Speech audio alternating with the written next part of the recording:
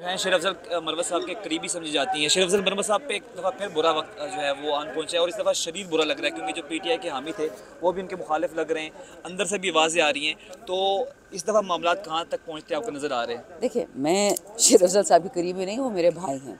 जब मुझ पे मेरी वालदा पे रेड हुआ, जब मुझे पुलिस उठा के ले गई, तो एक ही वकील था उस वक्त जो बेचारा या जेल में नहीं था, या जो तकलीफ़ में नहीं था, या जो अपने आप ही तकलीफ़ बर्दाश्त करके मेरा और शहरियार का केस उसने लड़ा।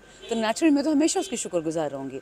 अब जहाँ तक पार्टी के मामलात की बात है, मुझे तो लगता है बहुत ही इनअप्रोप्रिएट है कि सब सीनियर्स हैं आपस में क्यों लड़ते हैं, ये क्यों इन छोटी छोटी चीज़ों पे तल्ख़ कलामी करके और पब्लिकली करते हैं। मेरी ज़ाती राय कि इस वक्त कुछ ही अरसा रह गया, इंशाल्लाह खान के केसेस में बाइज़्ज़त बरी हो जाएंगे, हमारा खान वापस आएगा, दोबारा वज़ीर आज़म बनेगा, इंशाल्लाह पाकिस्तान की किस्मत दोबारा जागेगी। तो ये वक्त नहीं है तू तड़ाक में पड़ने की, मेरी ज़ाती राय। बाकी बड़ों ने जो करना करेंगे, मेरी थोड़ी कोई सुनता है। मैडम, इमरान रियाज ने अपने व्लॉग में कहा था कि मुझे अली मीन गंडापुर ने बताया कि शेर अफजल मरवत को फ़ौज ने पीटीआई में दाखिल करवाया। आप उनके जो है आपने कहा जब मेरे पास मुश्किल वक्त आया तो मेरे साथ शेर अफजल मरवत खड़ा हुआ। कितनी बात इस बात में आपको सदाकत लगती है?